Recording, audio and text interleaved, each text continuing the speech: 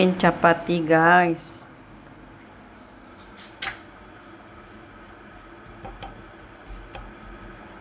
Makan malamnya sambar, terus ini tomato chutney sama ini chapati. Orang yang bahagia sama hidupnya sendiri itu nggak bakal pernah nyakitin orang lain.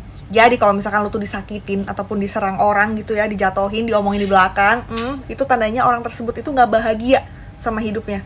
Makanya mereka pengen nyerang hidup orang-orang yang menurut mereka tuh bahagianya terlalu menyilaukan mata mereka gitu. Kenapa orang yang bahagia itu nggak bakal pernah bisa ngelukain orang lain? Ya karena menurut mereka tuh ya nggak perlu buat nyakitin ataupun ngelukain orang lain. Toh mereka sendiri udah ngerasa cukup, udah ngerasa damai sama diri sendiri dan punya empati untuk orang lain. Makanya nggak mau untuk melukai ataupun menyakiti hati orang lain gitu. Karena mereka tahu rasanya itu nggak enak. Makanya mereka nggak mau menerapkan hal itu ke orang lain. Beda sama orang yang nggak bahagia. Orang yang nggak bahagia itu cenderung bisa melukai dan menyakiti orang lain karena mereka itu memproyeksikan rasa sakitnya ke orang lain yang nggak punya rasa sakit yang sama. Biar apa ya? Biar bisa jadi sama kayak mereka. Bahasanya kayak nyari pelampiasan gitu, buat bisa ngelampiasin amarah dan kekecewaan.